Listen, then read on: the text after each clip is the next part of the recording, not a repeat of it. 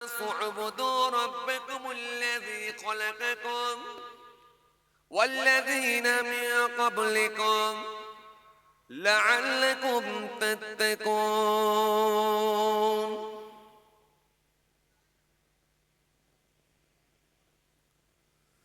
وقال النبي صلى الله عليه وسلم: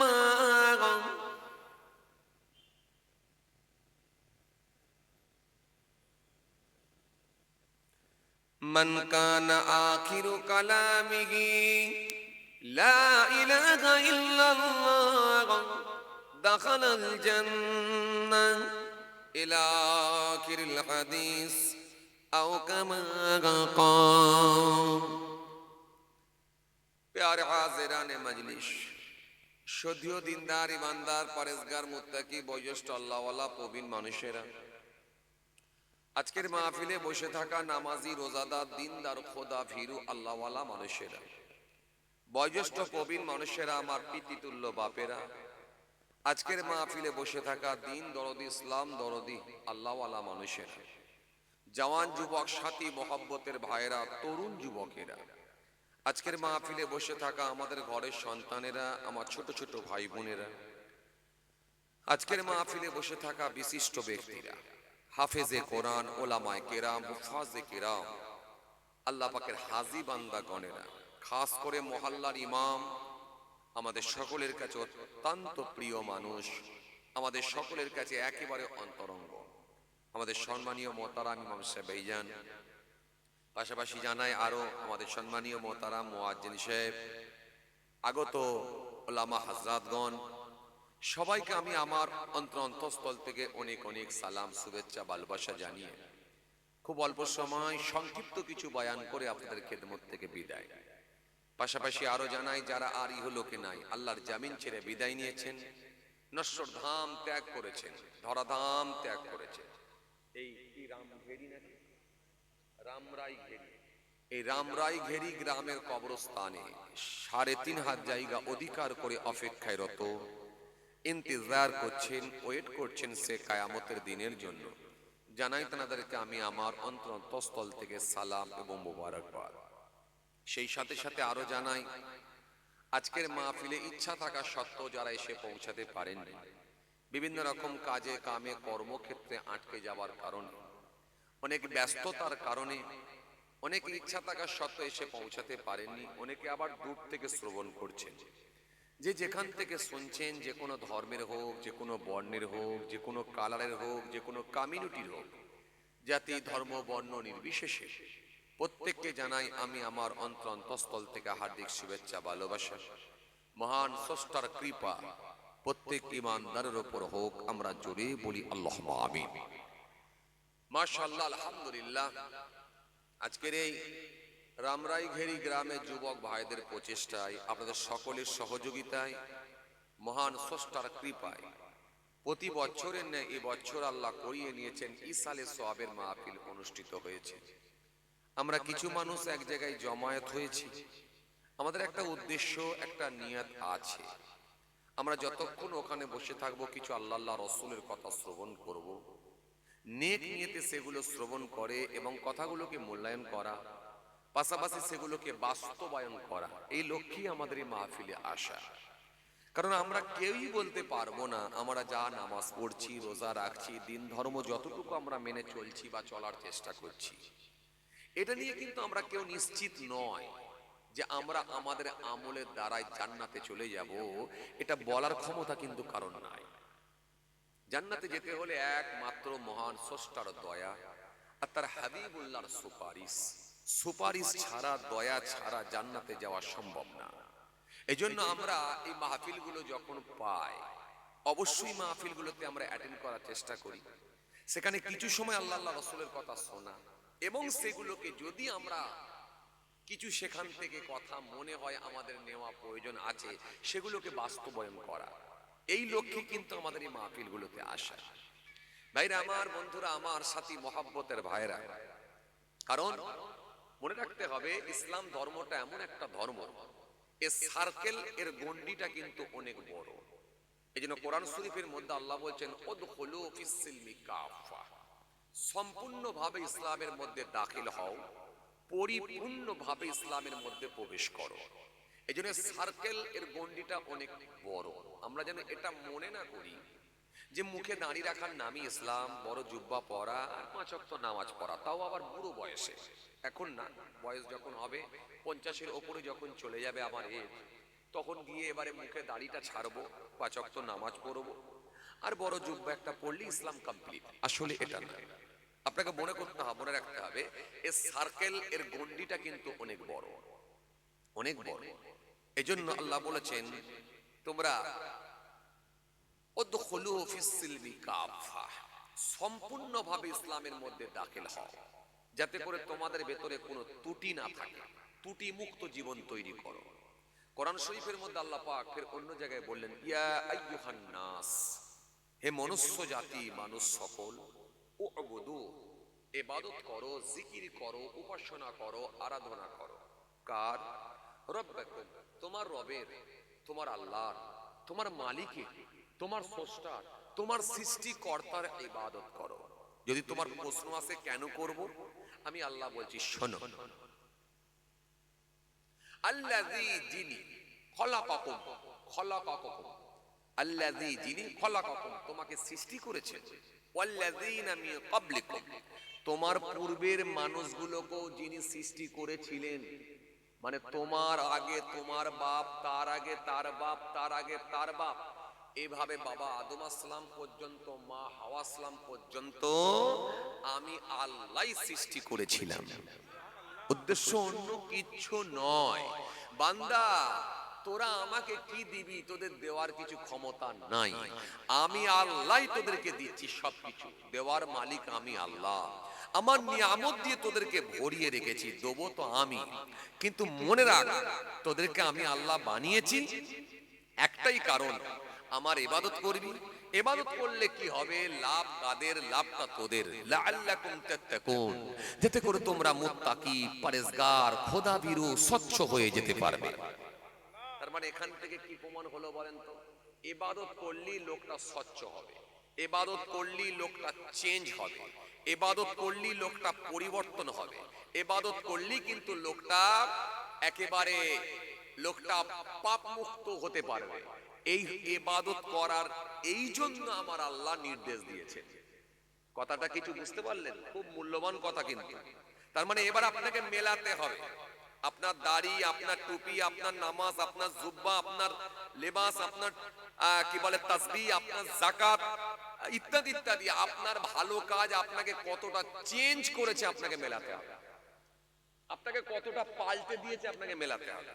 আর যদি মনে হয় যে না আমাকে পাল্টায় না, আমার নামাজ রোজা দাড়ি টুপি আছে কিন্তু আমি মানুষের সঙ্গে ভালো ব্যবহার করতে পারি না, আমি মার্জিত ভাষায় কথা বলতে পারি না, সবসময় উগ্র ভাষায় কথা বলি, কর্কশ ভাষায় কথা বলি, এমন কথা বলি মানুষের জান জ্বালিয়ে দিই, মানুষ আমাকে দেখলে দুধ দিয়ে পালাবার চেষ্টা করে, তার মানে বুঝতে হবে কিচ্ছু হচ্ছে না, কিচ্ছু হচ্ছে না।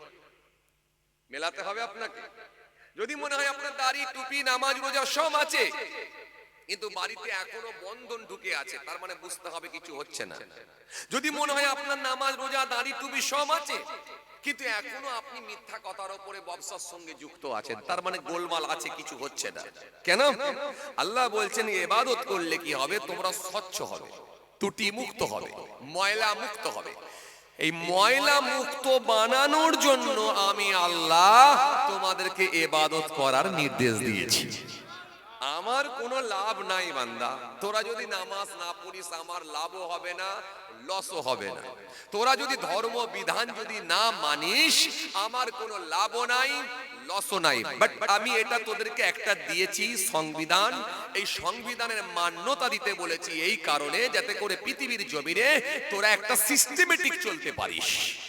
দেশে তুমি বাঁচবে, সিস্টেমেটিক তোমাকে চলতে হবে। যে দেশে থাকবে, যে রাজ্যে থাকবে, রাজ্যের সরকারি ল আইন কানুনগুলোকে তোমাকে মান্যতা দিতে হবে, দেশের আইন তোমাকে মানতে হবে, সীমা লঙ্ঘন করতে পারবে না। সীমা লঙ্ঘন করলে তোমাকে দেশ বিরোধী বলতে পারে, সংবিধান বিরোধী বলতে পারে, আমাকে দেশদ্রোহী বলতে পারে। তোমার কার্যকলাপ, তোমার কর্মকাণ্ড যদি সিস্টেম বহির্ভূত হয়ে যায়, যে কোনো মুহূর্তে তোমাকে পুলিশ এসে অ্যারেস্ট করতে পারে। সুতরাং আমি তোমাকে 50 বছর বাঁচালাম, এ বান্দা, এ গোলাম, তোকে আমি 50 বছর হায়াত দিয়েছি, তোকে আমি 60 বছর দিয়েছি, তোকে আমি 80 বছর দিয়েছি। এই আমারও সংবিধান মানতে হবে। আমার রাসূল তোদেরকে যা দিয়ে গেছেন হাদিস, আর আমি আল্লাহ দিয়েছি কোরআন। এই সংবিধানের মান্যতা দিয়ে সিস্টেমেটিক যদি তুই না চলিস, তাহলে কিন্তু মনে রাখবি আমার কাঠ গড়াতেও তোকে আটকাবো, আমার কাঠ গড়াতে তোকে আটকাবো। সেদিনে কিন্তু আমি আল্লাহ তোর সঙ্গে বুঝে নেব।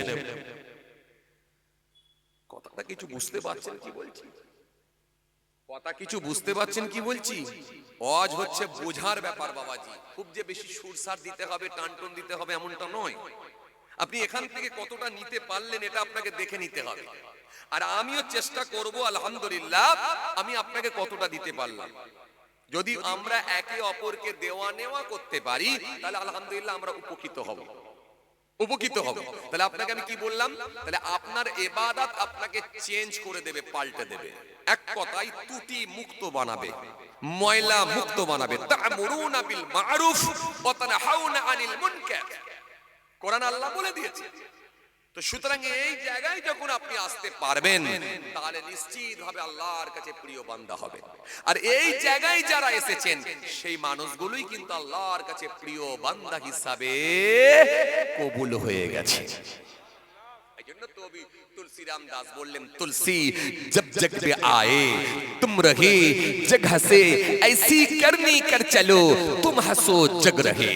বাংলা কবি বললেন, যখন জন্ম তুমি নিয়েছিলে ভবে, তুমি মাত্র কেঁদেছিলে, হেসেছিল সবে, এমন জীবন হবে করিতে গঠন, মরণে হাসিবে তুমি, কাঁদিবে ভুবন। 850 বছর হয়ে গেল খাজা গরিবে নওয়াজ, তিনার কথা মনে করলে লোক আজও কাঁদে, আজও কাঁদে, আজও কাঁদে। 850 বছর হয়ে গেল খাজা গরিবে নওয়াজ, তিনি চলে গেছেন, 850 বছর হয়ে গেল। আজও খাজা বাবার কথা মনে পড়লি লোক হাউ হাউ করে কাঁদে। আজও খাজা বাবার দরবারে গিয়ে মানুষ হাউ হাউ করে কাঁদে, হাউ হাউ করে কাঁদে। অথচ খাজা বাবাকে দেখে না, অথচ খাজা বাবাকে দেখেন। কিন্তু কি মোহাব্বত ভালোবাসা তার অন্তরে আল্লাহ পয়দা করেছেন, কি মোহাব্বত ভালোবাসা আল্লাহ তার অন্তরে দিয়েছেন, যে খাজা বাবার কথা মনে পড়লি তার চোখে পানি এসে যায়, পানি এসে যায়। বড় পীর আব্দুল কাদের জিলানী রহমাতুল্লাহ আলাইহি তিনি চলে গেছেন, চলে গেছেন, কয়েক হাজার বছর হয়ে গেল তিনিও চলে গেছেন। কিন্তু সেই বড় পীর সাহেবের কথা মনে পড়লে মানুষের চোখ দিয়ে পানি ঝরে যায়, মানুষের চোখ দিয়ে পানি মরে যায়। খাজা বাবার দরবারে মানুষ দৌড়ায়। ফুরফুরা শরীফ পীর আবু বকর সিদ্দিক রহমাতুল্লাহ আলাইহি, আপনাদের দাদা হুজুর কেবলা, আমার নানা জান হুজুর কেবলা, হ্যাঁ দাদা হুজুর কেবলাকে দেখা মানুষ এখানে নাই, কিন্তু দাদা হুজুর কেবলা রওজায় গিয়ে মানুষ হাউ হাউ করে চোখ দিয়ে পানি ঝরায়, কাঁদে। এই ভালোবাসা, এই আন্তরিকতা, একটা অন্তরের মোহাব্বত আল্লাহ তৈরি করে দিয়েছেন। যখন আপনি আল্লাহর হয়ে যাবেন, স্বয়ং আল্লাহ তখন বলছেন, আমি আমার গোলাম বান্দার হয়ে যা। বান্দা আমাকে স্মরণ কর, ডাক, আমি কথা দিচ্ছি তোদের স্মরণ করব। ওয়াস্তাঈনু বিস-সাবরি ওয়াস-সালাহ, বান্দা তোমরা ধৈর্য, সবর, ওয়াস-সালাহ, নামাজের মাধ্যমে আমার দরবারে দোয়া চাও। আমি কথা দিচ্ছি তোমাদের দরখাস্তকে কবুল করব। মাল্লাহুল মাওলা ফালাহুল কুল, বান্দা যখন আল্লাহর হয়ে যায়, কুল মাখলুকাত তার গোলাম হয়ে যায়। এই পৃথিবীর জায়গাটা খুব ঝঞ্ঝটের জায়গা, এই পৃথিবীর জমিনটা খুব ঝঞ্ঝটের জায়গা, ঝামেলার জায়গা। এই জায়গা থেকে নিজেকে পাশ কাটিয়ে চলা, এই জায়গাতে নিজেকে ফ্রেশ ভাবে রাখা, এই জায়গাতে আপনি পাশ কাটিয়ে কাটিয়ে কাটিয়ে কাটিয়ে চলা, দুনিয়ার মোহ, দুনিয়ার লোভ, দুনিয়ার চাহিদাকে আপনার পরিত্যাগ করা, করে আপনার একটা প্ল্যাটফর্ম তৈরি করা, এটা কিন্তু খুব টাফ ব্যাপার, খুব টাফ ব্যাপার, খুব টাফ ব্যাপার। শুধু দাড়ি রাখলে হয় না, জুব্বা পড়লে হয় না, বড় পিরহান পড়লে হয় না, শুধু নামাজ পড়লে হয় না। মুত্তাকির খাতায় আপনি আসতে পেরেছেন কিনা, আপনার ভেতরে আল্লাহর ভয় ভীতি কতটা ঢুকেছে, যদি আল্লাহর ভয়ভীতি পর্যাপ্ত ঢুকে যায় তাহলে দিনের বেলা যেমন ভয় থাকবে, রাত 2টোর সময়তেও সেরকম ভয় থাকবে, সকালবেলা যেমন ভয় থাকবে বিকালেও তেমন তো ভয় থাকবে। কেউ দেখতে পায় না, ইন্নাল্লাহা কানা সামিয়াম বাসীরা, তিনি সমস্ত কিছু শোনেন এবং দেখতে পান। যখন এই কথাটা আপনার মনের ভেতর এসে যাবে, ওই কাস্টমার আপনার দোকানে থাক আর নাই থাক, আপনি কিন্তু ওজন ঠিক দিতে বাধ্য হবেন। কারণ ওখানে আপনার মনে একটাই কাজ করবে, দোকানদার আমি বিক্রেতা আর একজন ক্রেতা। ক্রেতা এখানে নাই, কিন্তু আমি এখানে 10 গ্রাম তার সঙ্গে এই 10 গ্রাম তার সঙ্গে ধোকা মেরে আমি কমিয়ে দিতে পারবো না, এই 20 গ্রাম কমাতে পারবো না, এই 50 গ্রাম আমি ইচ্ছা করলে এখানে 10টা টাকা লাভ বের করতে পারতাম। কিন্তু ইন্নাল্লাহা কানা সামিয়াম বাসীরা, একজন দেখছে, আমি তিনাকে লুকাতে পাচ্ছি না। এখানে আমার খরিদ্দার না থাকলেও কিন্তু জমিন আসমানের মালিক তিনি দেখছে। যখন এই কথাটা আপনার ভেতরে এসে যাবে, তখনই জানবেন লাআল্লাকুম তাত্তাকুন, এই জায়গায় আপনি চলে এসেছেন। তো সহজ, এতটা সহজ ব্যাপার নয় যতটা আমরা মনে করি।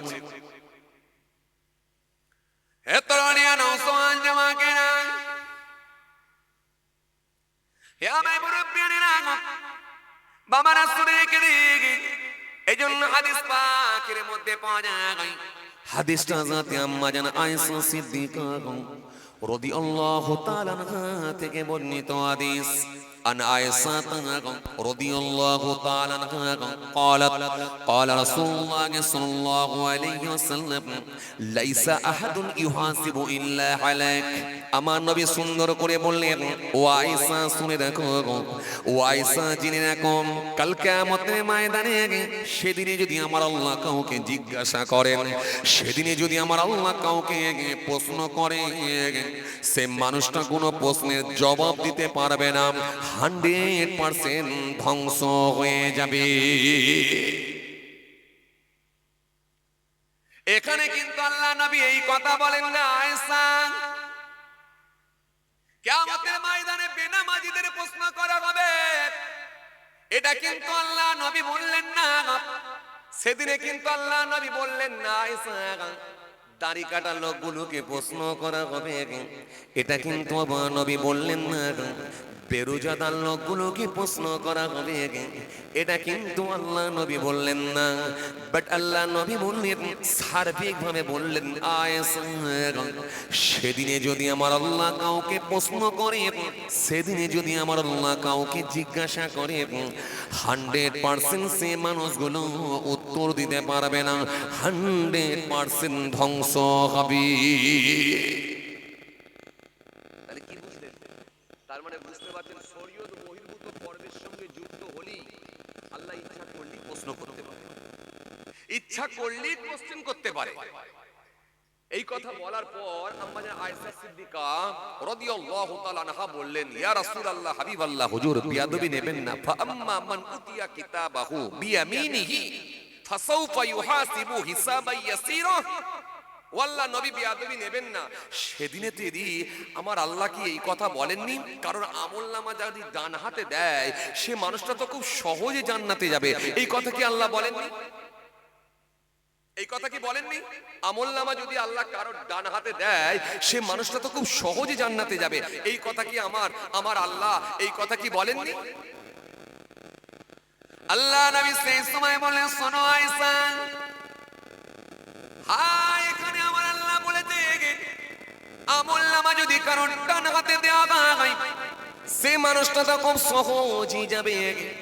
কিন্তু আয়েশা শোনো, আর সেদিনে যদি আমার আল্লাহ কাউকে প্রশ্ন করে, সে মানুষটা 100% ধরা খাবে, উত্তর দিতে পারবে না। তার মানে আল্লাহ নামাজিকেও ধরতে পারে, বেনামাজিকেও ধরতে পারে। তার মানে আল্লাহ রোজাদারকেও ধরতে পারে, বেরোজাদারকেও ধরতে পারে, দাড়িওয়ালাকেও ধরতে পারে, দাড়ি কাটাকেও ধরতে পারে। তার মানে উত্তর কিন্তু দেওয়া সম্ভব হবে না। এবারে বলবেন, হুজুর একটু কেমন লাগলো না? একটা লোক নামাজ পড়েনি, রোজা রাখেনি, দাড়ি রাখেনি, দিন ধর্ম করেনি, তাকে না হলে ধরবে, ঠিক আছে। কিন্তু একটা লোক যদি নামাজ পড়ে, রোজা রাখে, দিন মানে, ধর্ম করে, আল্লাহ রসুলের বিধানকে মানে, তাকে কেন ধরা হবে? হ্যাঁ, ঠিক একে এইভাবেই ধরা হতে পারে, লজিক্যাল ডিসক্রিপেন্সিতে তাকে আটকানো হতে পারে। নির্বাচন কমিশন কি বলেছিল? নির্বাচন কমিশন বলেছিল যদি 2002 সালে কারোর লিস্টে নাম থাকে তাকে আর কোনো কাগজপত্র দেখাতে, কথা বলে, 2002 সালে লিস্টে যদি কারোর নাম থাকে কাকে কোনো কাগজপত্র দেখাতে হবে না। এরপরে কি বলেছিলেন? এরপরে বলেছে লিঙ্কেজটা ঠিক রাখেন। তার নাম যদি নাও থাকে তার পরিবারের কারো না কারোর নাম, তার নাম না থাকলে তার আব্বার নাম, আব্বার নাম না থাকলে আব্বার আব্বা অর্থাৎ দাদুর নাম, দাদুর নাম না থাকলে দাদুর আব্বা পদ্দাদুর নাম, তাও না যদি না থাকে তার মায়ের নাম, মায়ের নাম না থাকলে মায়ের মা অর্থাৎ নানিমার নাম। বাট কারো না কারোর তো নাম থাকবেই থাকবে। লিঙ্কেজটা ঠিক রেখে খালি ফর্মটা ফিল আপ করুন, আর কিচ্ছু করতে হবে না, কোনো কাগজ দেখাতে হবে না বলেছিল। এরপরে আমরা কি ভাবলাম? খুব সহজ ব্যাপার, ব্যাপারটাকে আমরা খুব সহজ ভাবে নিলাম, খুব ক্যাজুয়াল ভাবে নিলাম, খুব ইজি ভাবে নিলাম, খুব সহজ ভাবে নিলাম। ফর্ম ফিল আপ করে দিয়ে আমাদের দিলেই হয়ে যাবে। আরে কারো না কারো তো নাম আছেই আছে, আমরা তো লিস্টে দেখিয়ে নিয়েছি, চাপ নেওয়ার কিছু নেই। চলো ফর্ম ফিল আপ করে জমা দাও। 99% লোক যখন ফর্ম ফিল আপ করে জমা দিল, ব্যাপারটাকে খুব সহজ ভাবে নিলাম।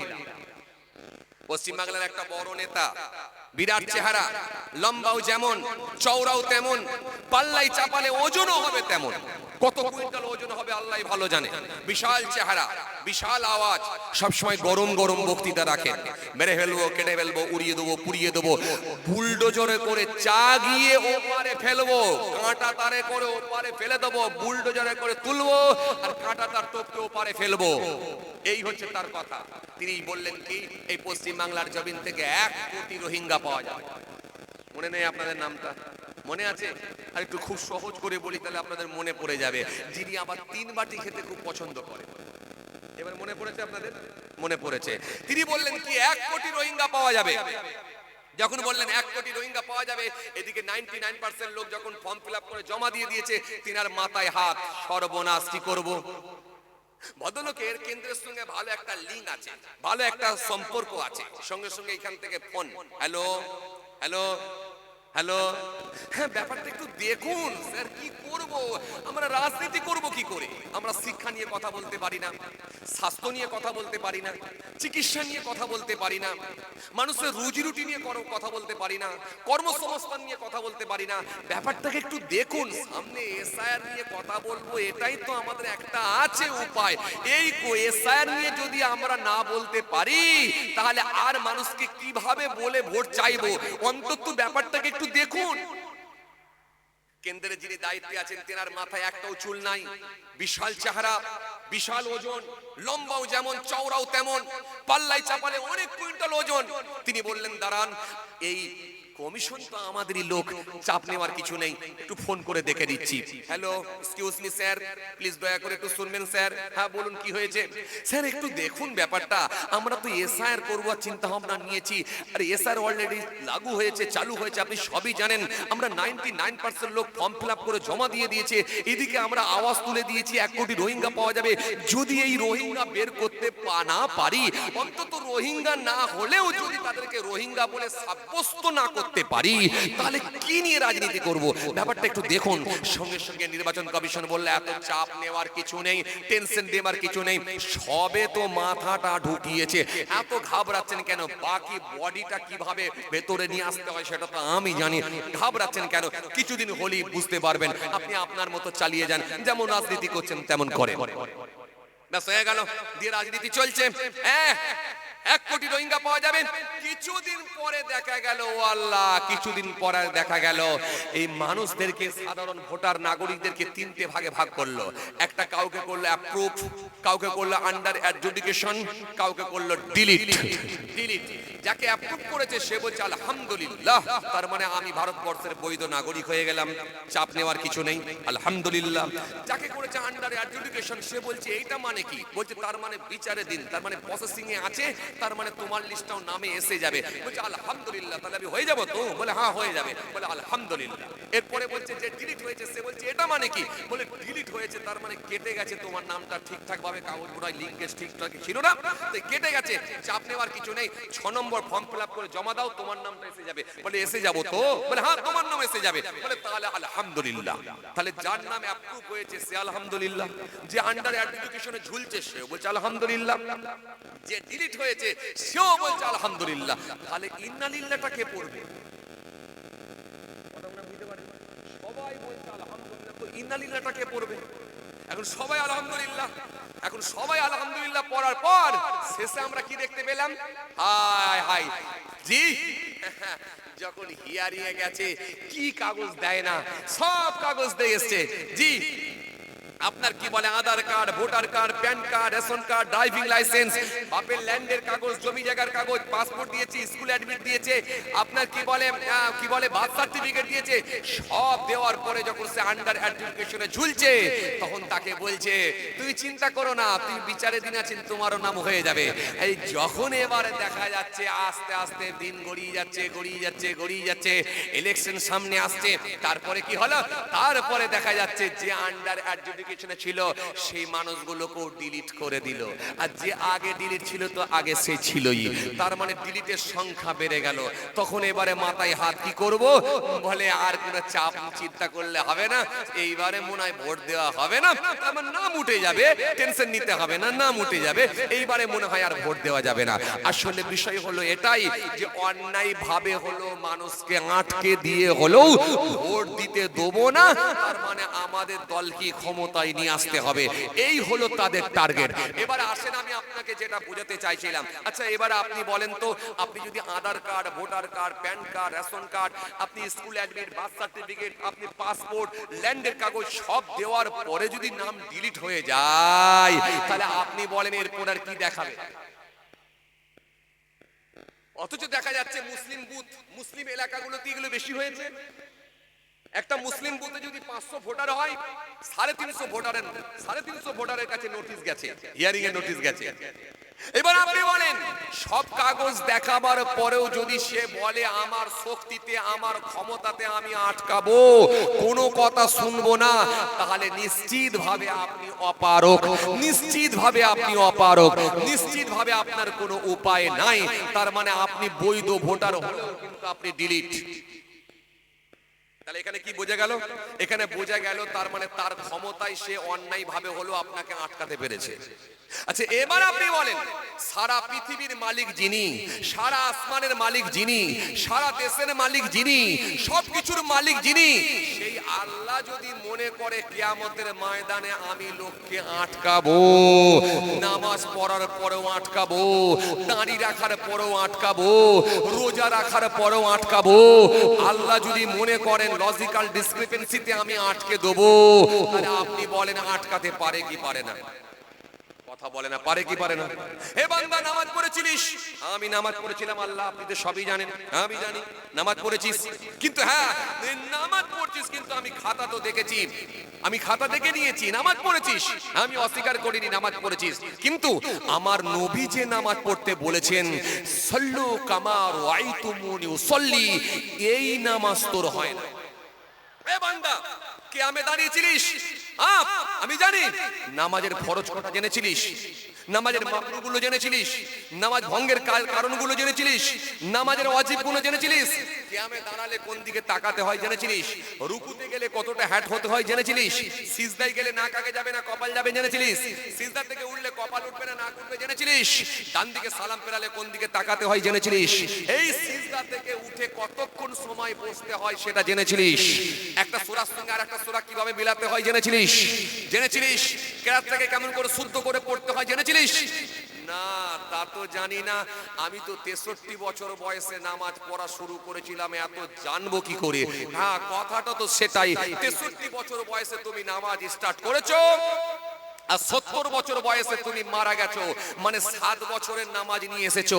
তুমি যখন নাবালক থেকে সাবালকে পদার্পণ করেছিলে তখন থেকে নিয়ে 63 বছর পর্যন্ত তোমার নামাজ কাজা। তার ব্যবস্থা তুমি কি নিয়েছিলে বান্দা বলো? তুমি কি পেরেছিলে? তুমি কি কাজা আদায় করতে পেরেছিলে? কাফারা দিয়েছিলে? তুমি জেনেছিলে যে এর করণীয় কি আছে? তুমি জেনেছিলে না? তত জানোনি। বান্দা এইবারে বলো, আমি আল্লাহ তোমাকে আটকাতে পারি কি পারি না? কি বাবাজি কথা বলছেন না কেন? আরে নামাজিরা বলেন, বেনামাজি বলার দরকার নেই। নামাজিরা বলেন আটকাতে পারে কি পারে না? পারে কি পারে না? এখন নামাজিরা বলেন উত্তর কি হবে? রোজা রেখেছিলিস বান্দা? আমি রেখেছিলাম আল্লাহ লাস্ট যে বছরে মরেছি 2026 সালে, ওই বছরও রোজা রেখেছিলাম। 26 সালে লাস্ট রোজা রেখেছি, এক মাস রেখেছি। কিন্তু জানিস বান্দা, রোজা রেখে এমন কিছু কাজ আছে যেগুলো করলে রোজা ভেঙে যায়। রোজা রেখে এমন কিছু কথাবার্তা বললে যেগুলো বললে রোজা ভেঙে যায়। সেই কথা, সেই কাজ, সেই কর্মকাণ্ড তোর ভেতরে ছিল। এখন বল, ওই রোজা রাখাটা বেকার হয়েছে, উপোস থাকাটা বেকার হয়েছে, না খেয়ে থাকাটা বেকার হয়েছে। আমি আল্লাহর কাছে ওই রোজা আসে না। এখন বলেন ওই রোজাদার কি উত্তর দেবে? কথা বলেন একটু, নামাজি লোকগুলো বলেন না রে বাবা, কথা বলেন না, কি উত্তর হবে? উত্তর কিছু? এই উত্তর কিছু? উত্তর কিচ্ছু নাই। পরদিন সকালে বেনামাজি লোকগুলো একটু মুচকে মুচকে হাসবে, আর নামাজি লোকগুলোকে বলবে, চাচা শুনলেন তো? তার মানে আপনারা নামাজ পড়ে যেখানে যাচ্ছেন, আমরা নামাজ না পড়ে সেখানে যাচ্ছি, মোলাকাত হচ্ছে। ও বেনামাজি লোকগুলো একটু হাসবে, আর অন্য কিছু নাই। আসেন, ভুল বুঝবেন না, রাগ করবেন না। এখন আপনি বলবেন, ভাইজান তাহলে করণীয় কি আছে? এখন আপনি বলবেন, ভাইজান উপায় কি? উপায় তো আর কিছুই নাই। 2005 সাল তো আর ফিরে পাবেন না। উপায় তো আর কিছু নাই। 2007 সাল তো আর ফিরে পাবেন না। উপায় তো আর নাই। 2010 সাল তো আর ফিরে পাবেন না।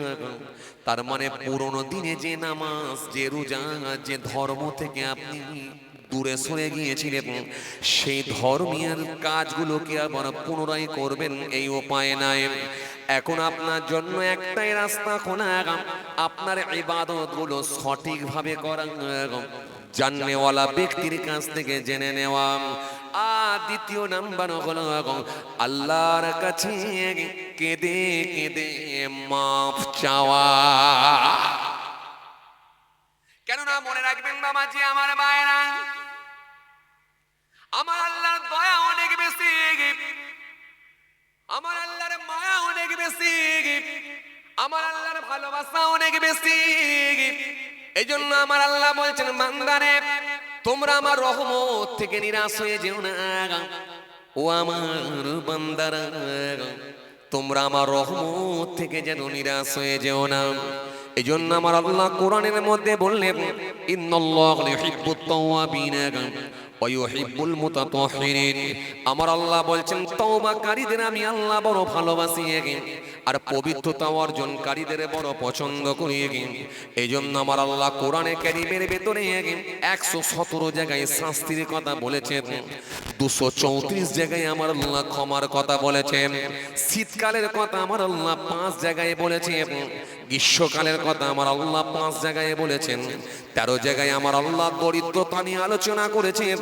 সচ্ছলতা নিয়ে আমার আল্লাহ 26 জায়গায় আলোচনা করেছেন। 115 জায়গায় পৃথিবীর বর্ণনা দিয়েছেন।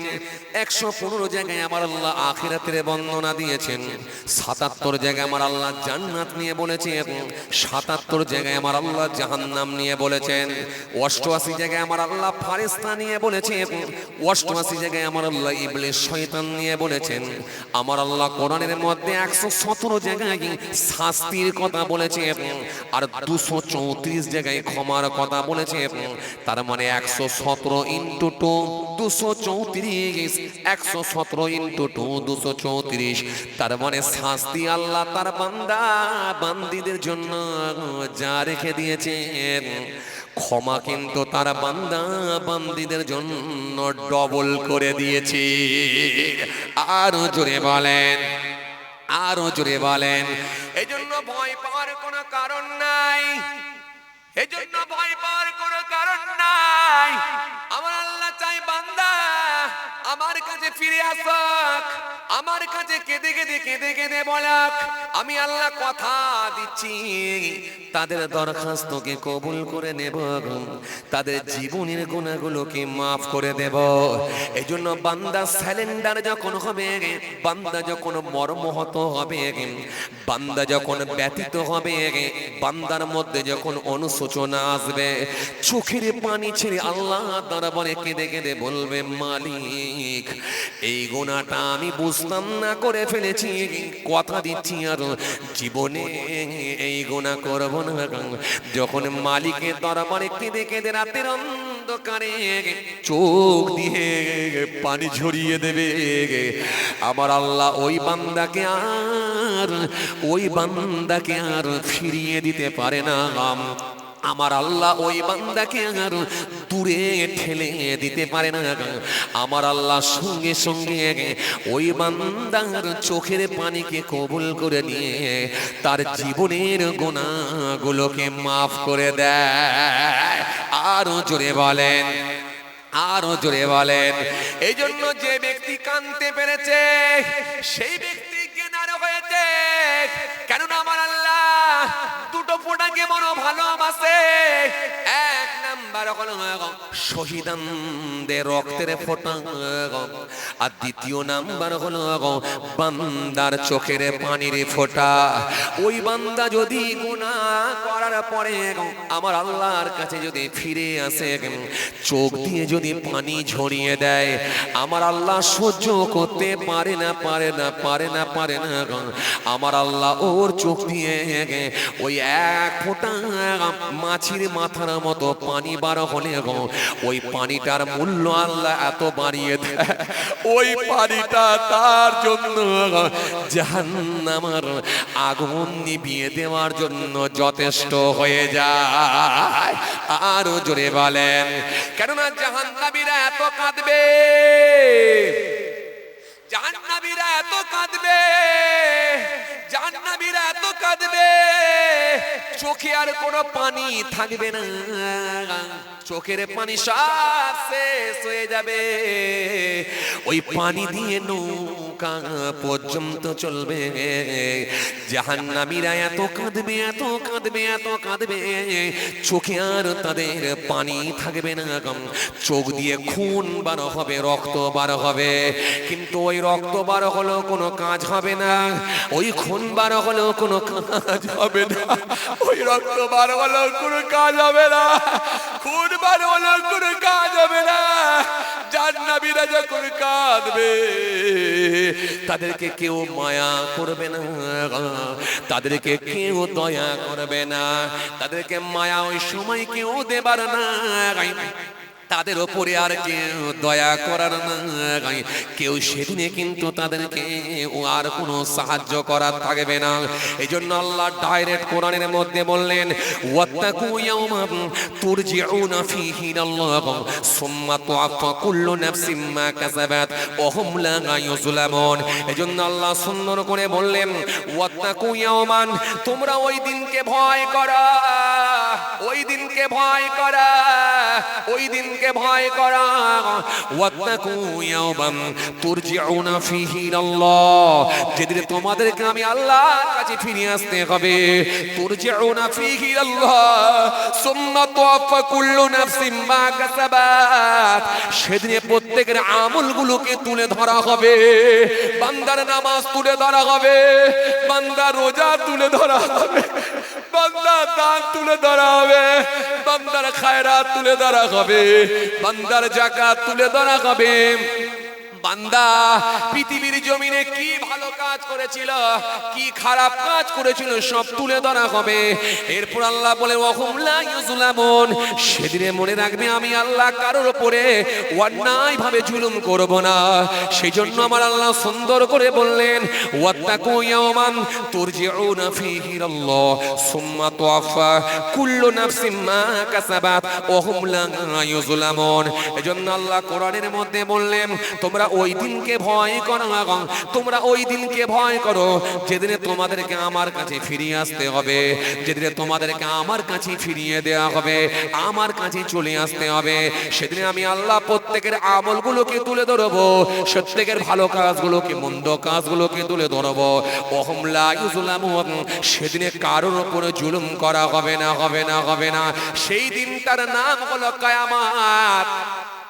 সেই দিনটার নাম হলো কিয়ামত, যেদিনে মানুষকে দেখে দেখে দেখে দে চোখ দিয়ে রক্ত বার করে ফেলবে, খুন বার করে ফেলবে।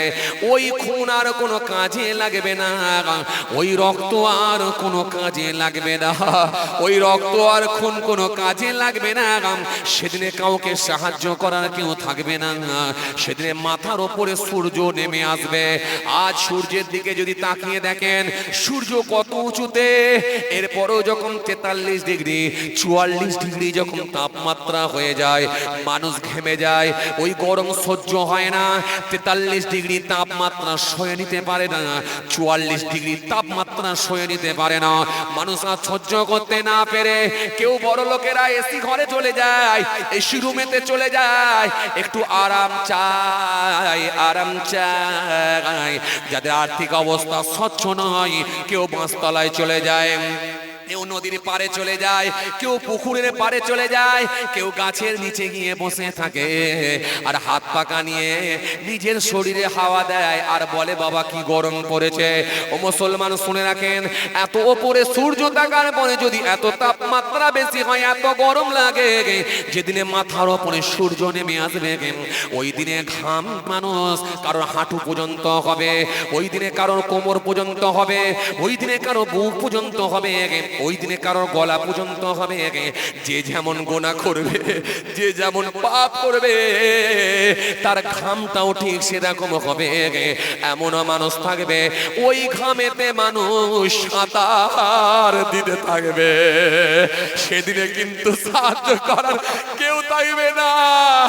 বান্দা চিৎকার করবে পানি পানি পানি পানি, আর পাচ্ছি না, এক গিলাস পানি দাও, এক গিলাস পানি দাও, এক গিলাস পানি দাও। বান্দা চিৎকার করবে পানি পানি পানি পানি। কোরআন শরীফের মধ্যে আল্লাহ বলে দিয়েছেন তাদেরকে পানি দেওয়া হবে না, হবে না, হবে না। কোরআন শরীফের মধ্যে আল্লাহ সুন্দর করে বললেন তাদেরকে রক্ত দেওয়া হবে, তাদেরকে পুঁজ দেওয়া হবে। ওই পূজা রক্ত আর টেস্টার জ্বালায়, পূজা রক্ত পর্যন্ত ওই জাহান্নামীরা পান করবে। তারা সেই সময় ক্ষুধার যন্ত্রণা গায়ে চিৎকার করবে কিছু খেতে দাও, কিছু খেতে দাও, কিছু খেতে দাও, কিছু খেতে দাও, কিছু খেতে দাও, চিৎকার করতে থাকবে। আমার আল্লাহ জানিয়ে দিয়েছেন তাদেরকে কোনো খাবার দেওয়া হবে না। সেই সময় ফেরেশতা ডালযুক্ত কাঁটা নিয়ে গিয়ে হাজির করবে, ওই ডালের সঙ্গে কাঁটা থাকবে, ওই কাঁটাযুক্ত ডালগুলোকে তাদের সামনে দেয়া হবে। ওই সময় খোদার যন্ত্রণায়, ওই সময় খোদার জ্বালায় ওই কাঁটাযুক্ত ডাল যখন খেয়ে ফেলবে, খেয়ে নেওয়ার সাথে সাথে তাদের গলাতে গিয়ে আটকে যাবে। গলাতে গিয়ে যখন আটকে যাবে, বড় বড় বড় বড় কাঁটা গলায় এমন ভাবে লেগে যাবে আর বেরোবেও না, আর ভেতরও যাবে না, তাদের নারী পর্যন্ত ছিঁড়ে বেরিয়ে আসবে, চিৎকার করবে। সেদিনে বাঁচাবার কেউ থাকবে না। সেই দিনটার নাম হলো কিয়ামত, সেই দিনটার নাম হলো কিয়ামত।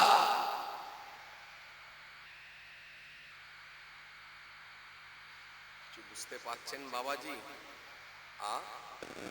এখানে এক ফুটা কেঁদেলেন লাভ আছে, লস নাই। আর ওখানে কেঁদে আর কোনো লাভ থাকবে না, ওই কান্না কিচ্ছু হবে না, কিচ্ছু হবে না। বাট এটাই আল্লাহ বলতে চেয়েছেন, আমাকে না দেখে, আমার আযাবকে না দেখে তোমার ভিতরে কতটা ভয়ভীতি ছিল এটা আমি দেখতে চাই। আমাকে না দেখে, আমার আযাব না দেখে, আমার শাস্তি না দেখে তোমার ভেতরে আমি আল্লাহর ভয়ভীতি, আমার আযাব গজবের ভয়ভীতি কতটা ছিল এটা দেখতে চাই। যদি তুমি পৃথিবীর জমিনে এক ফোঁটা কাঁদতে পারো, আমি কথা দিচ্ছি তোমাকে ক্ষমা করব, মাফ করে দেব। কেন? আমি তো মাফ করতে ওয়ালা। আমার রহমত তো অনেক বেশি, আমার দয়া তো অনেক বেশি। 100টা ভাগে ভাগ করেছি, মাত্র একটা দয়া গোটা পৃথিবীতে আমি বন্টন করেছি, গোটা পৃথিবীতে আমি দিয়ে দিয়েছি একটা দয়া। এই 100টা ভাগে ভাগ করে মাত্র কিঞ্চিত সামান্য বিন্দু মাত্র দয়া নিয়ে গোটা পৃথিবীতে বন্টন করে দিয়েছি। ও বান্দা একবার তাকিয়ে দেখ, একটা মুরগি ধারি তার বাচ্চাকে চিলের সামনে যেতে দেয় না, একটা মুরগি ধারি তার বাচ্চাকে চিলের মুখে যেতে দেয় না। ওই চিলটার সঙ্গে মোকাবেলা করে, ওই চিলটার সঙ্গে সে লড়াইয়ের জন্য তৈরি হয়। ওই মুরগি জান থাকতে সে লড়াই করবে চিলের সঙ্গে, তার বাচ্চাকে চিলের পেটে যেতে দেয় না। এই মুরগি ধারিটার ভেতরে কে দয়া দিল তার বাচ্চার উপরে? এত মায়া ভালোবাসা কে দিল একবার বল? ও বান্দা বল, বল বান্দা বল। একটা ছোট্ট বাচ্চা, 6 মাসের বাচ্চা, 3 মাসের বাচ্চা, বল মায়ের পাশে যখন ঘুমিয়ে আছে, শুয়ে আছে, রাত 2টো বাজে, ওই 3 মাসের বাচ্চা, 6 মাসের বাচ্চাটা যখন পেচ্ছাপ করে উসখুস করছে, ডান দিকে বাঁ দিকে যখন ঘুরে যাচ্ছে, ওই মা জননী মায়ের ঘুমটা ভেঙে যায়। ঘুমটা ভেঙে যাওয়ার পর তার বাচ্চার দিকে তাকিয়ে দেখে বাচ্চাটি পেচ্ছাপ করে পড়ে আছে, তার কাঁথাটা ভিজে গেছে। ওই জননী মা হাসি মুখে, তার মধ্যে কোনো বিরক্তি নাই, তার মধ্যে কোনো ক্লান্তি নাই, তার মধ্যে কোনো দুঃখ নাই, তার মধ্যে কোনো রাগ নাই। ওই মা জননী মা একটা কাঁথা, শুকনো কাঁথা, রাত 2টোর সময় তাকে কেউ তোলে না, খালি বাচ্চাটা একটু ডান দিক বাঁ দিক ছটফট করছে, অমনি মায়ের ঘুমটা ভেঙে যায়। ওই মা সেই সময় ভিজে কাঁথাটা, পেচ্ছাবের কাঁথাটা সরিয়ে দিয়ে, ফেলে দিয়ে ওই শুকনো কাঁথাটা নিয়ে ওই বাচ্চার তলায় দিয়ে দেয়। ওই তোয়াকে আপনার কি বলে, ছোট্ট ওই যে আপনার কি বলে, ওই কাঁথাটা বাচ্চার নিচেটা দিয়ে দেয়, দিয়ে বাচ্চাটাকে জড়িয়ে ধরে নিজের স্তনখানা বাচ্চার মুখে দেয়, দিয়ে বাচ্চার গায়ে চাবড়াতে থাকে আর গালে চুমা দিতে দিতে বলে, কচি বেটা তুমি উঠে পড়েছো, পেচ্ছাপ করে ফেলেছো বলে? না, চাপ নেই, আবার শুকনো কাঁথা দিয়ে দিয়েছি বলে আবার বিটটার উপরে যখন চাবড়ে ঘুম পড়িয়ে দেয়। ও বান্দা বল, ওই মা জননী মায়ের ভেতরে কে দয়া দিল, কে মায়া দিল, কে ভালোবাসা দিল, কে সিম্পিতি দিল? এটা একবার বল। আমি আল্লাহ, আমি তো দিয়েছি। যে আল্লাহ একটা মায়ের ভেতরে এত দয়া দিতে পারে, যে আল্লাহ পাক একটা মুরগি ধারির ভেতরে এত দয়া দিতে পারে, একটা গরুর উপরে এত দয়া, একটা বাঘের উপরে তার বাচ্চার উপরে এত দয়া, একটা সিংহর উপরে তার বাচ্চার উপরে এত দয়া, যে আল্লাহ সমস্ত মাখলুক, সমস্ত সৃষ্টির ভিতরে এত দয়া দিতে পারে, তাহলে সে আল্লাহর মধ্যে কত দয়া ভালোবাসা আছে একবার ভাবে। এই জন্য পৃথিবীর জমিনে বান্দা যখন আল্লাহ দরবারে ফিরে আসবে, চোখের পানি ছেড়ে সারেন্ডার হয়ে যাবে। ও আমার মালিক, ক্ষমা করে দাও, মাফ করে দাও। আমার আল্লাহ ওই বান্দাকে আর সহ্য করতে পারে না, ওই বান্দা জীবনের গুনাহগুলোকে মাফ করে দেয়। কথা কিছু বুঝতে পারছেন? হ্যাঁ, আসেন, ওয়াজ বেশি আমি করতে চাইছি নি বাবাজি। মুসা নবীর ওয়াজ, দাউদ নবীর ওয়াজ, সুলাইমান নবীর ওয়াজ, ইউসুফ নবীর ওয়াজ, জাকারিয়া নবীর ওয়াজ, ইহইয়া নবীর ওয়াজ, নূহ নবীর ওয়াজ, অনেক ওয়াজ আপনাদের শোনা আছে। বড় পীর সাহেবের ওয়াজ, খাজা সাহেবের ওয়াজ, হ্যাঁ, ওয়াইসকুরুনি হুজুরের ওয়াজ, মুজাদ্দেদ আল ফেসানি হুজুরের ওয়াজ, জামিরউদ্দিন চাটগামি, সানাউল্লাহ পানিপাত্তি হুজুরের ওয়াজ, ফুরফুরাসি দাদা হুজুর কিবলার ওয়াজ, সব ওয়াজ আপনাদের জানা। আমি আপনাকে বোঝাতে চাইছি এটাই যে আল্লাহ ইচ্ছা করলে ধরতে পারে, এই জন্য আল্লাহর কাছে ফিরে আসা, সারেন্ডার হওয়া, মাফ চেয়ে নেওয়া। আমি এটুকুই বুঝাতে চাইছি। আর যতটা পারা যায় অন্তত একটু সঠিকভাবে অন্তত কিছু ভালো কাজ অন্তত করা, যতটা পারা যায় চেষ্টা করুন। ছোট ছোট ছোট ছোট ক্ষুদ্র ক্ষুদ্র কাজগুলো খুঁজে খুঁজে বের করুন, অন্বেষণ খুঁজে বার করুন। জীবনের কোন কাজটা আল্লাহর কাছে পছন্দ হয়ে যাবে, ভালো লেগে যাবে, সেটা একমাত্র আল্লাহই ভালো জানে, দুনিয়ার কোনো মানুষ জানে না। জানে না কোন কাজটা আল্লাহর কাছে পছন্দ হবে, সেটা আল্লাহই জানে, দুনিয়ার কোনো মানুষ জানে না। হে তরুণিয়া নওজওয়ান জামাকেরা, হে আমার মুরব্বিয়ানেরা, বাবারা সূরা কিতাবের মধ্যে পাওয়া যায়, আল্লাহ নবী সুন্দর করে বললেন, কিতাবের মধ্যে পাওয়া যায় এক ব্যক্তি রাস্তা দিয়ে হেঁটে হেঁটে হেঁটে হেঁটে হেঁটে যাচ্ছেন। ওই ব্যক্তিটা যখন রাস্তা দিয়ে হেঁটে হেঁটে হেঁটে যাচ্ছেন, ওই ব্যক্তিটার মধ্যে বড় পিপাসা লেগে গেল, তেষ্টায় ব্যক্তিটার কলিজা ফেটে যায়। আজ আপনি যদি রাস্তা দিয়ে হেঁটে হেঁটে হেঁটে হেঁটে চলে যান, রামদের ঘেরি মোড়েতে গেলে আপনি দেখবেন চায়ের দোকান পাবেন, মিষ্টির দোকান পাবেন। ওই চায়ের দোকানে গিয়ে, মিষ্টির দোকানে গিয়ে আপনার তেষ্টাটা আপনি নিবারণ করতে পারবেন। এরপরে যদি আপনি ওখান থেকে একটু আগের দিকে চলে যান, আগের দিকে গেলে নেত্রা বাজার পেয়ে যাবেন, সেখানে গিয়ে আপনি চায়ের দোকান পাবেন, মিষ্টির দোকান পাবেন। ওই মিষ্টির দোকানে গিয়ে, চায়ের দোকানে গিয়ে আপনার তেষ্টাটা আপনি নিবারণ করে নিতে পারবেন। তারপরে যদি ওখান থেকে আপনি একটু যান, কালীতলা বাজার পেয়ে যাবেন, সেখানে গিয়ে আপনি চায়ের দোকান পাবেন, মিষ্টির দোকান পাবেন। ওই মিষ্টির দোকানে গিয়ে, চায়ের দোকানে গিয়ে, স্টেশনারি দোকানে গিয়ে আপনি পানি পান করে আপনার তেষ্টাটা নিবারণ করতে পারবেন। এরপরও আপনি টিউবওয়েল পাবেন, এরপরও আপনি ট্যাপ কল পাবেন। ওই টিউবওয়েল ট্যাপ করে গিয়ে আপনি আপনার তেষ্টাটা নিবারণ করতে পারবেন, আপনার পিপাসা আপনি নিবারণ করতে পারবেন। তারপরে ওখান থেকে যদি আপনি আরেকটু আগে চলে যান, সামনে বোদরা বাজার পাবেন। ওই বোদরা বাজারে গিয়ে আপনি পানি পেয়ে যাবেন, চায়ের দোকান পাবেন। ওই বোদরা বাজারে গেলে আপনি মিষ্টির দোকান পাবেন। ওই মিষ্টির দোকানে গিয়ে, চায়ের দোকানে গিয়ে আপনার তেষ্টা আপনি নিবারণ করতে পারবেন।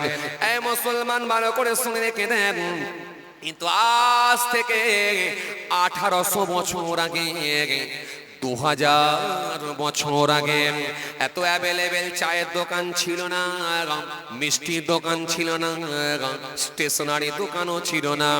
মরুভূমির বালু, এক জায়গা থেকে আর এক জায়গা যাতায়াত করাটা অত্যন্ত কষ্টকর ছিল। আর ঘন জঙ্গলকে ভেদ করে যেতে হতো। মানুষে মেরে ফেলবে, হিংস্র প্রাণীতে খেয়ে ফেলবে, মানুষের ভেতরে ভয় আতঙ্ক সব ছিল। সবকে কাটিয়ে এক জায়গা থেকে আর এক জায়গা যাতায়াত করাটা অত্যন্ত কঠিন ছিল।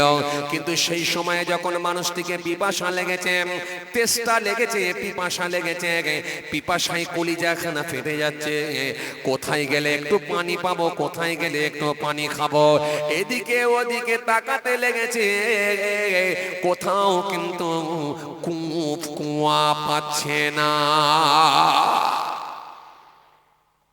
1800 বছর আগে, 2000 বছর আগের কথা বলছি, সিচুয়েশনটা কেমন ছিল একবার। এই পানি কিন্তু অ্যাভেলেবেল পেতেন না মানুষ। কত কষ্ট করে মানুষকে জীবন যাপন করতে হয়েছে। লোকটি রাস্তা দিয়ে যাচ্ছে, কোথায় গেলে একটু পানি পাবো, তেষ্টা নিবারণ করব, কোথায় গেলে পাবো। মানুষটি যখন কলিজা পেটে যায় পানি খাবেন বলে, ওই লোকটি তখন কোথায় গেলে একটু পানি পাবা, ডান দিকে বাঁ দিকে তাকান, কিছুটা আগে গিয়ে দেখেন আল্লাহর কুদরতি ক্ষমতায় সবই সম্ভব। সামনে গিয়ে একটু আগিয়ে দেখেন, সামনে একটা কূপ দেখা যায়, সামনে একটা কুয়া দেখা যায়। ওই লোকটি নিজের পুটুলের মধ্য থেকে, গাঁঠুলের মধ্য থেকে, ওই ব্যাগের মধ্য থেকে, পুটুলের মধ্য থেকে একটা পাত্র বের করলেন। পাত্র বের করে কূপের মধ্যে ফেললেন, পানি তুললেন। পানি তুলে সে তার তেষ্টা পিপাসা নিবারণ করে নিলে। তেষ্টা পিপাসা নিবারণ করে নিলেন।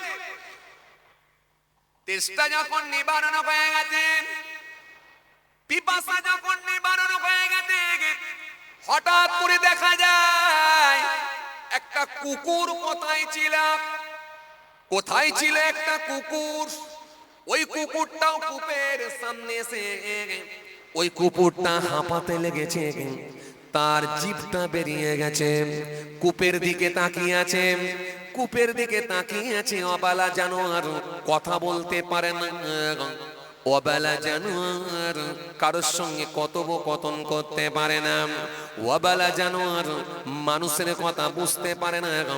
কিন্তু ওই লোকটির দিকে তাকায় আর কূপের দিকে তাকায়, ওই মানুষটি বুঝতে পেরে গেলে, নিশ্চিত ভাবে মানুষটি বুঝতে পারলে ওই কুকুরটাকেও নিশ্চিত ভাবে পিপাসা লেগেছে, তেষ্টা লেগেছে। ওই মানুষটি আর থাকতে না পেরে কূপের মধ্যে অমনি ওই পাত্রখানা কূপের মধ্যে ফেললেন, কূপের মধ্যে পাত্রখানা ফেলে পানি তুললেন, পানি তুলে কুকুরের মুখে দিতে লাগলেন। যখনই কুকুরের মুখে পানি দিতে লাগলেন, ওই কুকুরটি সঙ্গে সঙ্গে পানি খেতে লাগলো, তেষ্টা নিবারণ করলো। যত সামান্য পানি তার পেটের মধ্যে গেল, কিছুটা পানি বাইরে পড়ে গেল, তার তেষ্টা পিপাসা নিবারণ হয়ে গেল। মুহূর্তের মধ্যে দেখা যায় ওই কুকুরটা ছুটে চলে গেল। যেই কুকুরটা ছুটে চলে গেল, ওই মানুষটি আর দেরি না করে তিনিও তিনার গন্তব্যস্থলের দিকে চলে গেল। কিতাবের মধ্যে পাওয়া যায়, আল্লাহ নবী সুন্দর করে বললেন, এই মানুষটাই কুকুরকে পানি পান করানোটাকে আমার আল্লাহর কাছে এত পছন্দ হয়ে গেছে, আমার আল্লাহকে এত ভালো লেগে গেছে, এই ছবিটা ফুটেজটা আল্লাহকে এত পছন্দ হয়ে গেছে। ওই মানুষটার উপরে আমার আল্লাহ খুশি হয়ে গিয়ে, ওই মানুষটার উপরে আমার আল্লাহ রাজি হয়ে গিয়ে, সন্তুষ্ট হয়ে গিয়ে তার জীবনের পূর্বের সমস্ত গুনাহগুলোকে মাফ করে দিয়েছে। এই কথা কিছু বুঝতে পারছেন? একটা ছোট্ট ভালো কাজ আল্লাহকে ভালো লেগে গেল। কি বুঝাতে চেয়েছিলাম বলেন তো? বুঝাতে চেয়েছিলাম আল্লাহর কাছে মাফ চাওয়া, ফিরে আসা। আর জীবনের কোনো ভালো কাজ যদি আল্লাহর কাছে পছন্দ হয়ে যায়, আপনি জ্ঞান, তার মানে আপনার কিছু ভালো কাজ ভেতরে রাখা। নামাজ রোজা ছাড়াও আরো কিছু ভালো কাজ খুঁজে বের করা। কি বার করবেন সেটা আপনার ব্যাপার, আপনি খুঁজুন, আপনি খুঁজুন, আপনি সব জানেন, আপনি খুঁজুন। তাহলে আল্লাহ ইচ্ছা করলে খুব সহজে কোন কাজ যদি পছন্দ হয় মাফ করে দিতে পারে। আবার যদি মনে করে ধরবো, তাহলে আল্লাহ ধরতেও পারে। আপনারা বারে বারে ওয়াজে শুনেছেন, ইবলিস শয়তান আল্লাহ বলেছিল সিজদা দে। কাকে? কাকে? আদম আসলামকে। এই ওয়াজ ভুলে যাচ্ছেন আপনারা? আদম আসলামকে বলেছিল সিজদা দে। কেন? ইবলিস, পৃথিবীতে এমন কোন জায়গা নাই যেখানে ইবলিসের সিজদা নাই, আসমানে এমন কোন জায়গা নাই যেখানে ইবলিসের সিজদা নাই। এত ইবাদত করার পরেও আল্লাহ তাকে আটকালেন কেন? তার ভেতরে কি ছিল? জোরে বলেন, জোরে বলেন। অহংকার। কি বলেছিল? যুক্তি খাটিয়ে বলেছিল আদমকে সিজদা করব না, আল্লাহ আপনাকে সিজদা করতে রাজি। আর আল্লাহ জানেন তার ভেতরে আছে ওয়াহমিকা। আর আল্লাহ বললেন আদম কি সিজদা করতে হবে, বাট এটা আদম অর্ডার করেনি, হুকুম করেনি, হুকুমটা আমি আল্লাহ করছি, তুই করবি কি করবি না বল। তাহলে একটা অন্যায়, আদমকে সিজদা নাই, আল্লাহ বলেন গেট আউট ফ্রম হিয়ার, বেরিয়ে যা এখান থেকে, বহিষ্কার করে দিলাম, বেরিয়ে যা এখান থেকে, বেরিয়ে যা, আমার কাছে কোনো জায়গা নাই। আল্লাহ বের করে দিলেন, খালি একটা কি, আদমকে সিজদাটা দেয়নি। আল্লাহ নারাজ হয়ে গেলেন। তাহলে ধরলে আল্লাহ একটা তো ধরতে পারে। এই কথা বলেন না কেন? তাহলে আমি প্রথমে আপনাদের কি বলেছিলাম? একটা হাদিস বলেছিলাম যে আল্লাহ যদি কাউকে প্রশ্ন করে, জিজ্ঞাসা করে, সে ধ্বংস হতে, এই বলেছিলাম না, বলিনি? আবার খুব সহজে আল্লাহ যদি কাউকে মাফ করে দেয়, আমলনামা যদি ডান হাতে দেয়, সহজে সেই লোকটা পার হয়ে যেতে পারে। বলেছিলাম না, বলিনি? তাহলে আমি এই ছোট্ট আয়াতের উপরে আর একটা হাদিসের উপরে কিন্তু আলোচনা করছি। তাহলে এবার আপনি বলুন, তাহলে আদমকে সিজদা আল্লাহ দিতে বললেন, দিল না, দিলে ফলে কি হলো? আল্লাহ বের করে দিলেন। ইবলিস যখন বেরিয়ে যাচ্ছে, আল্লাহকে বলছে আল্লাহ আমি যে এত ইবাদত করলাম, আমার ইবাদতের বিনিময়ে কি কিছু পাবো না? আল্লাহ বলেন জান্নাত ছাড়া সব পাবি। ইবলিস সেই সময় দুটো জিনিস চেয়ে নিয়েছিল, এই ওয়াজ আপনাদের জানা আছে কি? এক, আমার হায়াতটা এত লম্বা করে দেন, একেবারে আমার হায়াতটা করে দেন লম্বা, কিয়ামত পর্যন্ত আমি বাঁচতে চাই। আর দ্বিতীয় নাম্বার হচ্ছে আপনি আমাকে একটা স্পেশাল ক্ষমতা দেন, আমি মানুষের নার্ভের মধ্য দিয়ে, শিরার মধ্য দিয়ে গিয়ে মানুষকে যেন অন্যায় কাজের সঙ্গে যেন অন্যায় কাজে যেন মানুষকে আমি সম্পৃক্ত করতে পারি, অন্যায় কাজের দিকে যেন মানুষকে অগ্রসর করতে পারি, মানুষকে যেন অন্যায় কাজের দিকে ধাবিত করতে পারি, মানুষকে যেন অন্যায় কাজের দিকে আমি পৌঁছে দিতে পারি। তাহলে এই দুটো আপনি আমাকে ক্ষমতা দেন। আল্লাহ বলেন দুটো ক্ষমতাই দিলাম, কোনো চাপ নাই, দুটোই দিলাম, যা চলে যা, দুটোই দিলাম, কিয়ামত পর্যন্ত বাঁচবি আর মানুষের নার্ভের মধ্য দিয়ে, শিরার মধ্য দিয়ে অন্যায় কাজের সঙ্গে মানুষকে যুক্ত করবি, চলে যা, ব্যাস এই দুটোই দিলাম। ইবলিস তখন কি বলেছিল? আল্লাহ, যে ক্ষমতা আপনি আমাকে দিয়েছেন আর আপনার একটা বান্দা বান্দিদিকে আমি নাজাত পেয়ে জান্নাতে যেতে দিচ্ছি না। আল্লাহ, আমি একটা বান্দা বান্দিকেও জান্নাতে যেতে দিচ্ছি না, কারণ আপনি যে ক্ষমতা দিয়েছেন মানুষের শিরার মধ্যে, নার্ভের মধ্য দিয়ে গিয়ে মানুষকে অন্যায় কাজের দিকে আমি অগ্রসর করতে পারবো, তার মানে এটা মারাত্মক ব্যাপার পেয়ে গেছি। তার মানে আমি জোর করে কাউকে টেনে হিচড়ে ঠেলে নিয়ে কাউকে অন্যায় কাজের সঙ্গে আমি লাগাবো না। সকালবেলা যখন চায়ের দোকানে বসে বসে চা খাবে, অমনি চা খেতে খেতে খেতে খেতে ওই চায়ের দোকানে বসে বসি খালি লটারির দোকানটা আমি দেখিয়ে দেবো, দেখিয়ে দিয়ে তার মাথায় আনিয়ে দেবো, মনে আনিয়ে দেবো, এই তোর গ্রামে মাস্টার বড় বাড়ি, তোর গ্রামে ডাক্তার বড় বাড়ি, তোর গ্রামে প্রধান সাহেবের বড় বাড়ি, তোর গ্রামে ইঞ্জিনিয়ার সাহেবের বড় বাড়ি, আর তুই সে রাজমিস্ত্রির কাজ করছিস, এখনো সেই 500 টাকা বেতন, 500 টাকা মজুরি, কবে বড় লোক হবি?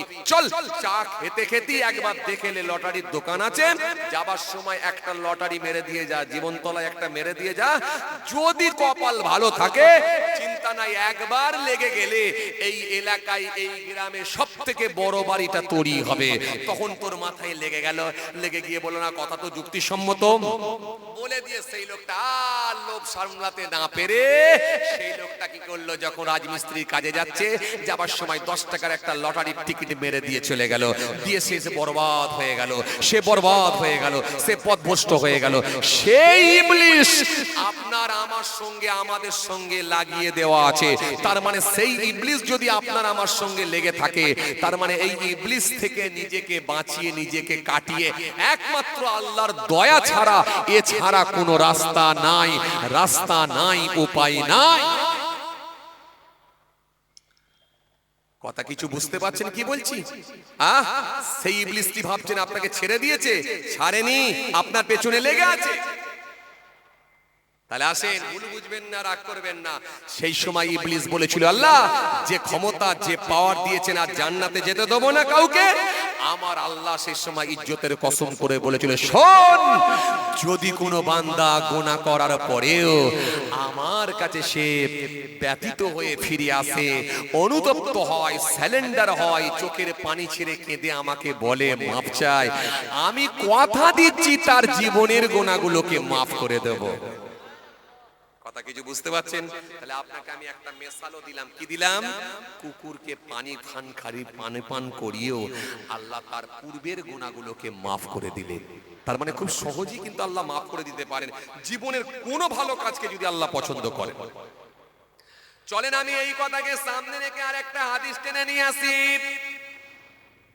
চলেন আমি এই কথাকে সামনে রেখে আর একটা হাদিস টেনে নিয়ে আসি, তাহলে আপনাদের বুঝতে খুব সহজ হবে। এই হাদিসটা যাতে আবু হুরায়রা রাদিয়াল্লাহু তাআলা আনহু থেকে বর্ণিত হাদিস। عن أبي هريرة رضي الله تعالى عنه قال قال رسول الله صلى الله عليه وسلم ما قال عبد لا إله إلا الله قط مخلصا إلا فتحت له أبواب السماء।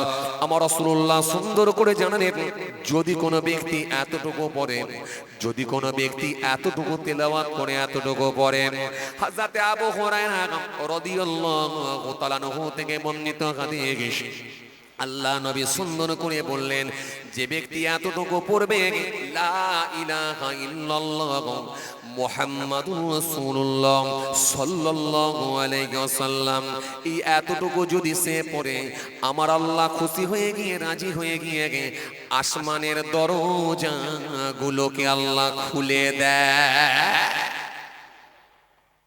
তাহলে আপনি যখন কি বলেছিলাম, তাহলে আল্লাহ ধরতেও পারে, মাফ করতেও পারে। রাতের বেলা যখন বিছানায় শুয়ে আছেন, শুয়ে যদি মন চায় 3 বার কলমা শরীফ পড়েন, লা ইলাহা ইল্লাল্লাহ মুহাম্মাদুর রাসূলুল্লাহ সাল্লাল্লাহু আলাইহি ওয়াসাল্লাম, এই কলেমা শরীফটা 3 বার পড়েন, পড়ে ঘুমিয়ে যান। যদি মন চাই 7 বার পড়েন, 7 বার পড়ে ঘুমিয়ে যান। ওটা জীবনের শেষ রাত হতে পারে, ওই কলেমাটা জীবনের শেষ কলেমা হতে পারে। যদি হয়ে যায় কি হবে? নবী বললেন, মান কানা আখিরু কালামিহি লা ইলাহা ইল্লাল্লাহ দাখালাল জান্নাহ। যে ইমানদারের শেষ কথা হবে কলেমা, আমি রাসূল বলছি, তার ঠিকানা আল্লাহর জান্নাত হয়ে যাবে। তাহলে এই যে কলেমা শরীফটা পড়ে আপনি শুয়ে পড়েছেন, এটা জীবনের শেষ কলেমা। শেষ রাত যদি হয়ে যায়, শেষ বাক্য যদি হয়ে যায়, আল্লাহ রাজি হলে, খুশি হলে, আল্লাহ ইচ্ছা করলে আপনাকে মাফ করে আল্লাহর জান্নাতও দিয়ে দিতে পারে। কি বলেছিলাম আপনাকে, খুব ভালো করে শুনবেন। শুধু যে নামাজ রোজা করব, দাড়ি রাখবো, এতটুকু নয়, এর ভেতর থেকে কিছু ভালো কাজ খুঁজে বের করা। মনে আছে আপনাদের? এর ভেতর থেকে যদি কিছু ভালো কাজ খুঁজে বের করে যদি 2-4টে হলেও করে যেতে পারি, ইনশাআল্লাহ নিশ্চিত ভাবে আমরা উপকৃত হব, নিশ্চিত ভাবে আমরা লাভবান হব।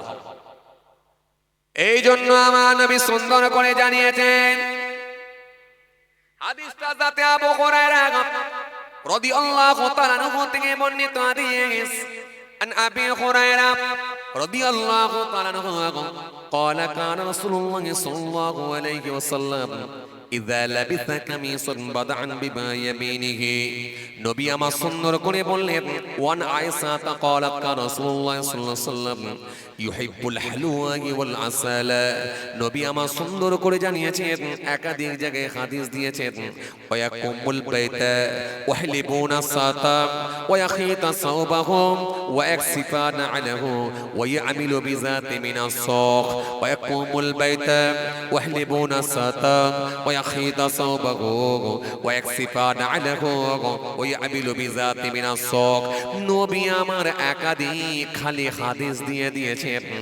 যদি আপনি নবী থেকে ধার করে কালেকশন করে পৃথিবীর জমিনে যদি এক্সট্রা কিছু ভালো কাজ করে যেতে পারেন, হতে পারে আমার আল্লাহ জীবনের কোনো ভালো কাজকে যদি পছন্দ করে, সেটাই আপনার আমার জন্য নাজাতের ওসিলা হয়ে যেতে পারে।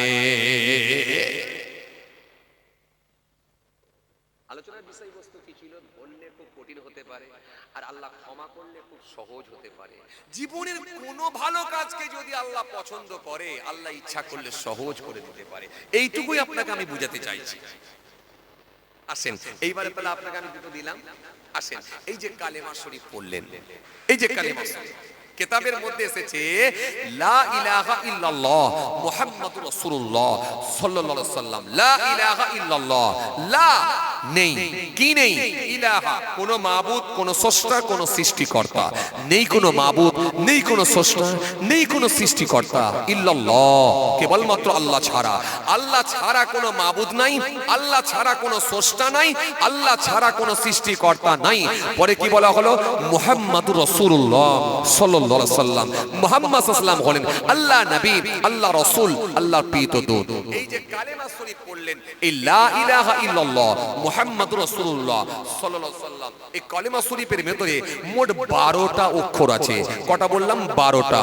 যদি কোনো ব্যক্তি শ্রদ্ধার সঙ্গে একবার কলেমা শরীফ পড়ে, আল্লাহ ইচ্ছা করলে তার 12 মাসের গুনাহগুলোকে মাফ করে দিতে পারে।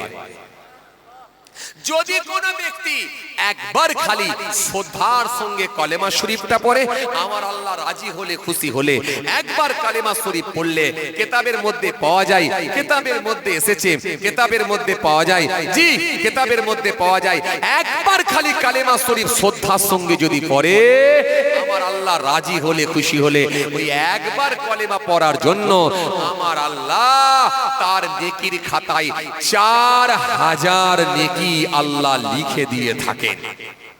শুধু তাই নয়, 4000 গুনাহকে আমার আল্লাহ মাইনাস করে দেয়, ক্ষমা করে দেয় একবার খালি কলেমা শরীফ। কলেমার গুরুত্ব বুঝতে পারছেন? হ্যাঁ, মুসা কালিমুল্লাহ একবার আল্লাহকে বলে, আল্লাহ ও আমার মালিক, ও আমার রব, ও আমার আল্লাহ, আপনি আমাকে নবী করেছেন, আপনি আমাকে রাসূল করেছেন, আপনি আমাকে কালিমুল্লাহ উপাধি দিয়েছেন। আল্লাহ আপনি আমাকে একটা স্পেশাল নাম শিখিয়ে দেন যেটা দিয়ে আমি সব সময় আপনাকে ডাকবো। আমার আল্লাহ সেই সময় বললেন, মুসা পড়ো লা ইলাহা ইল্লাল্লাহ। মুসা নবী সেই সময় বলে, আল্লাহ এটা তো আপনার প্রত্যেক বান্দারাই জানে, আমি যেহেতু আপনার স্পেশাল নবী, স্পেশাল রাসূল, আপনি আমাকে নবুয়ত দিয়েছেন, রিসালাত দিয়েছেন, ব্রাকিল অলৌকিক ক্ষমতা দিয়েছেন। আমি আমার হাতের লাঠিটা যখন জমিনে ছেড়ে দিই, বিরাট বড় সর্প সাপ হয়ে যায়। সাপের মাথা ধরে যখন সোজা করি, আবার পুনরায় ফের লাঠিতে পরিণত হয়ে যায়। আমি আমার নিজের হাতকে নিয়ে যখন বগলের মধ্যে গোলাকার করিয়ে সূর্যের ন্যায় জ্যোতি আলো হয়ে যায়, আপনি আমাকে মিরাকেল অলৌকিক ক্ষমতা দিয়েছেন। ও আমার মালিক, এমন একটা নাম শেখান যেটা আমি মুসা ছাড়া আর কেউ জানবে না, সুতরাং আমাকে একটা এমন নাম শেখান। আমার আল্লাহ সেই সময় বলে, মুসা শুনে রেখে দাও, জেনে রেখে দাও, লা ইলাহা ইল্লাল্লাহ এটা তোমাকে পড়তে বলেছি বলে তোমার কি এটা পছন্দ হয় না? তোমার কি এটা ভালো লাগে না? মুসা শোনো, মুসা আমি আল্লাহ বলি শোনো, 7টা জমিনকে 7টা আসমানকে যদি একটা পাল্লায় রেখে দেওয়া হয়, আর অপর পাল্লায় যদি লা ইলাহা ইল্লাল্লাহ কালেমা শরীফ খানা যদি চাপিয়ে দেওয়া হয়, আমি আল্লাহ বলছি শোনো ও মুসা, 7টা জমিন আর 7টা আসমান যে পাল্লায় রাখা হবে, সেই পাল্লাটা হালকা হয়ে যাবে। আমার কলেমা শরীফের, কলেমা শরীফ যে পাল্লায় চাপানো হবে, ওই পাল্লাটা ভারী হয়ে যাবে। কথা কিছু বুঝতে পারছেন বাবাজি? তাহলে আপনাকে আমি একটা ভালো কাজ দিয়ে গেলাম, কি একটা দিয়ে গেলাম, প্রাণীর উপরে আপনি একটু দয়া করতে পারেন, প্রাণীর উপরে আপনি একটু দয়া করতে পারেন। দ্বিতীয় নম্বরে কি দিলাম? দ্বিতীয় নম্বরে দিলাম রাত্রে শোবার সময় শয়ন যখন করবেন বিছানায়, 7 বার কি 3 বার কলেমা শরীফ পড়ে শুতে পারেন। কিংবা ফজরের নামাজ পড়ে যখন আপনি কাজে বেরোচ্ছেন, আপনার ব্যবসার উদ্দেশ্যে বেরোচ্ছেন, আপনি 3 বার কি 7 বার কলেমা শরীফ পড়ে বেরোতে পারেন। কিংবা আপনার ব্যবসার জায়গায় যখন আপনি বসে আছেন, 3 বার কি 7 বার, যখন কাস্টমার নাই, খরিদ্দার নাই, 3 বার কি 7 বার আপনি কলেমা শরীফ বসে বসে পড়তে পারেন। নিশ্চিতভাবে আপনার এই ভালো কাজটা যদি আল্লাহ পছন্দ করে নেয়, নিশ্চিতভাবে আপনি গেনার, সাকসেস। কথা কিছু বুঝতে পারছেন কি বলছি? ভাইরা আমার, বন্ধুরা আমার, সাথী মহব্বতের ভাইরা, ভুল বুঝবেন না, রাগ করবেন না। আমি আপনাকে এইটুকুই আলোচনা করেছি যে আল্লাহ ইচ্ছা করলে ধরতে পারেন, আর সহজেই আল্লাহ মাফ করতে পারেন। এই জন্য জীবনের কিছু ভালো কাজ অন্তত থাকা দরকার। নামাজ রোজা ছাড়াও আরো কিছু ভালো কাজ থাকা দরকার। আসেন, এই জন্য আপনাকে আমি ছোট ছোট করে 2-4টে খুঁজে খুঁজে বার করে দিচ্ছি। আপনি যদি একটু অন্তত এগুলোকে করতে পারেন, ইনশাআল্লাহ কাজ হতে পারে, কাজ হতে পারে। একটা মানুষকে আটকাতে পারে আল্লাহ, অনেক দিক দিয়ে আটকাতে পারে। তার নামাজ ছিল, রোজা ছিল, জিকির ছিল, তাসবিহ ছিল, কিন্তু তার ব্যবহারটা ভালো ছিল না। সে মার্জিত ভাষায় কথা বলতো না, সে উঁচু আওয়াজে কথা বলতো, কর্কশ ভাষায় কথা বলতো। এই যে কর্কশ ভাষায় কথা বলতো, উঁচু আওয়াজে কথা বলতো, এটা আল্লাহর কাছে অপছন্দ হয়ে যেতে পারে। বুখারী শরীফের মধ্যে এসেছে, আল্লাহ রাসূল সাল্লাল্লাহু আলাইহি ওয়াসাল্লামের কাছে 3টে লাশ নিয়ে আসা হলো। 3টে লাশ, 3টে লাশ নিয়ে আসার পরে আল্লাহ রাসূল সাল্লাল্লাহু আলাইহি ওয়াসাল্লাম দাঁড়িয়ে আছেন। সাহাবীরা একটা লাশের দিকে ইন্ডিকেট করলেন, আঙ্গুলে ইশারা দিলেন, আঙ্গুলে ইশারা দিয়ে বললেন, আয় আমার সাহাবীরা একটা লাশের দিকে আঙ্গুলে ইশারা দিলেন, ইন্ডিকেট করলেন, করে বলে, ইয়া রাসূলুল্লাহ, ইয়া হাবিবাল্লাহ, হুজুর এই 3 জনাই নামাজি, 3 জনাই রোজাদার, 3 জনাই ধার্মিক, 3 জনাই ভালো মানুষ, কিন্তু এর ভেতরে একটা লোক হুজুর, যার দিকে আঙুলে ইশারা করছি হুজুর, এই মানুষটার ব্যবহারটা এত মিষ্টি ছিল হুজুর, এত মার্জিত ভাষায় কথা বলতো, এত হাসি মুখে কথা বলতো, এত ছোট ছোট করে কথা বলতো, এত নরম সুরে কথা বলতো, মানুষের হৃদয় একেবারে তার মানুষের হৃদয়টা একেবারে মুগ্ধ করে দিত। ও আল্লাহ নবী, আপোষের মধ্যে যখন গোলমাল লেগে যেত, ঝগড়া লেগে যেত, আপোষের মধ্যে যখন মনোমালিন্য তৈরি হতো, এই লোকটা ওর ভেতরে গিয়ে দুই পক্ষকে এত সুন্দর করে বুঝিয়ে দিত, দুই পক্ষের মুখে হাসি ফুটিয়ে দিয়ে বাড়ি পাঠিয়ে দিত। ও আল্লাহ নবী, এই লোকটা চলে যাওয়ার কারণে আমাদের অত্যন্ত ক্ষতি হলো, অতুলনীয় ক্ষতি হয়ে গেল। ও আল্লাহ নবী, এই লোকটা চলে যাওয়ার কারণে আমাদের খুব মনটা খারাপ হয়ে গেল। কথা শুনছেন কি বলছি? শুনছেন? তিনটে লাশের ভেতরে কিন্তু একটা লাশ দেখাচ্ছে সাহাবীরা, সবাই ভালো, কিন্তু তার ভেতরে এই লোকটার একটা স্পেশাল গুণ ছিল, ও ভালো করে বুঝবেন। সাহাবীরা যখন এই কথা বলতে লেগেছে, ও আল্লাহ নবী বেয়াদবি নেবেন না, এই মানুষটা অত্যন্ত ভালো মানুষ ছিল, এই মানুষটার মিষ্টি ব্যবহার ছিল, মার্জিত ভাষায় কথা বলতো, হাসি মুখে কথা বলতো। ও আল্লাহ নবী মানুষের মন ঠান্ডা করে দিত, মানুষের হৃদয়ে একেবারে হৃদয়খানা ঠান্ডা করে দিত। ও আল্লাহ নবী, এই মানুষটা চলে যাওয়ার কারণে আমাদের অত্যন্ত ক্ষতি হয়ে গেছে।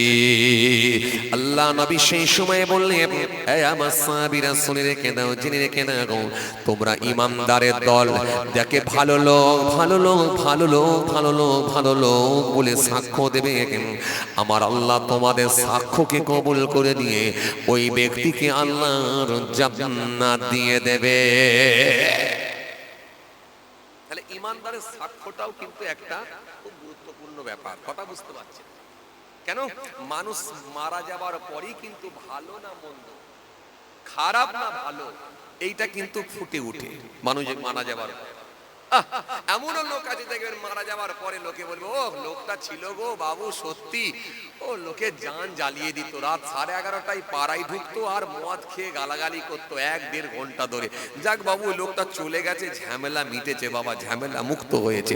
আবার মানুষও বলে, ও এই লোকটা চলে গেল, ও সত্যি এই লোকটার অন্তরে, এই লোকটা যে এত সাদা মনের ব্যক্তি ছিলেন, এত খোলা মনের ব্যক্তি ছিলেন, এত নরম সুরে কথা বলতেন, এত মার্জিত ভাষায় কথা বলতেন, এত হাসি মুখে কথা বলতেন, লোকটার নামাজ রোজা দাড়ি টুপি তো ছিলই, কিন্তু ব্যবহারটা এত ভালো ছিল বাবু, বললে হবে না, আমার খুব ভালো লাগতো। চায়ের দোকানে দেখা যাচ্ছে তার কথা বলে, মুদিখানা দোকানে দেখা যাচ্ছে তার কথা বলে, রাস্তায় যেতে যেতে দেখা যাচ্ছে তার কথা বলে। এই যে ইমানদারের দল বারে বারে যখন আপনার কথা বলবে, ভালো লোক, এই সাক্ষ্যটাও কিন্তু আল্লাহর কাছে গ্রান্টেড হবে, এই সাক্ষ্যটাও কিন্তু আল্লাহর কাছে কাজে লেগে যাবে। কথা কিছু বুঝতে পারছেন বাবাজি?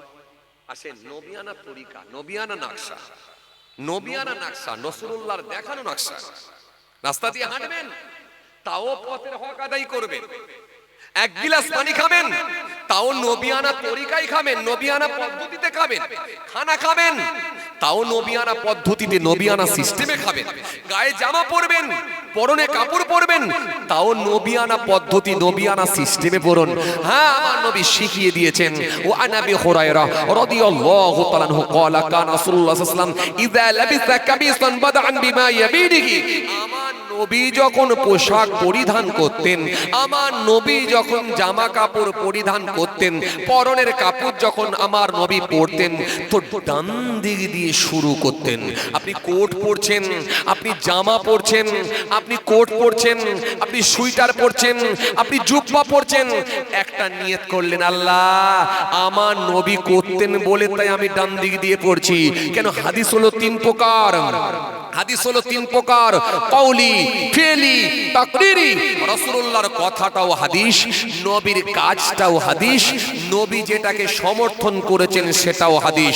তার মানে নবী যখন বলেছেন, তার মানে আমি নবী থেকে কালেকশন করে যখন আপনি গান্ধী দিয়ে শুরু করবেন, আমার আল্লাহ রাজি হলে, খুশি হলে, সেটাকেও একটা সুন্নত হিসাবে কবুল করে নিয়ে এই সুন্নতের মান্যতা দেওয়ার জন্য, এই সুন্নতকে গুরুত্ব দেওয়ার জন্য আল্লাহ ইচ্ছা করলে, আল্লাহ রাজি হলে নিশ্চিতভাবে এটাও আপনার নাজাতের ওসিলাও আল্লাহ করে দিতে পারে। কথা কিছু বুঝতে পারছেন? আমি আপনাকে কি ওয়াজ করব বলেছিলাম যে আল্লাহ ইচ্ছা করলে কাউকে ধরতেও পারে, আবার খুব সহজে মাফ করে দিতে পারে, জীবনের কোনো ভালো কাজকে পছন্দ করে। কথা বুঝে যাচ্ছে? আর আমি এইটুকুর উপরে কিন্তু আপনাদের সামনে আলোচনা করছি। ভাইরা আমার, আসেন, আলহামদুলিল্লাহ, এই জন্য আমাদেরকে খুঁজে খুঁজে বার করতে হবে, নবিয়ানা তরিকায় কিছু ভালো কাজ করে নিতে হবে, নবিয়ানা নকশায় কিছু ভালো কাজ করে নিতে হবে। যদি এগুলো আমরা করে নিতে পারি, নিশ্চিতভাবে এটাই আমাদের জন্য একটা নাজাতের ওসিলাও আল্লাহ করে দিতে পারে। তাছাড়া কাকে কোন দিক দিয়ে আল্লাহ আটকাবে কেউ কিন্তু বলতে পারবে না। আর আল্লাহ যদি কাউকে আটকে দেয়, তার মানে তার কোনো রাস্তা থাকবে না। আর আল্লাহ দয়া করে যদি জীবনের কোনো ভালো কাজ যদি পছন্দ হয়ে যায়, আল্লাহ সহজ করে যদি তাকে মাফ করে দেয়, খুব সহজেই সেই ব্যক্তিটা জান্নাতে যাবে। এই জন্য আপনাকে আমি এই কথা বলতে গিয়ে বলেছি, দয়াটা কিন্তু আল্লাহর অনেক বেশি, ভরসা আল্লাহর ওপরই রাখুন। আপনি ঘাবড়াবেন না, চিন্তিত হবেন না, আল্লাহর ওপরে ভরসা রেখে চলুন। মনে রাখবেন আল্লাহর দয়া অনেক বেশি, তিনি দয়া করলে নিশ্চিতভাবে মাফ করে দেবেন, কোনো চাপ নেওয়ার কারণ নাই। যাই হোক, সবাই আমার জন্য দোয়া করবেন।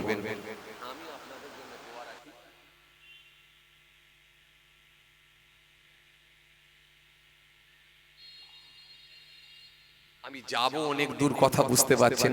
আসেন একটু ছোট্ট করে দাঁড়িয়ে সালাম পাঠ করি। ইয়া নবী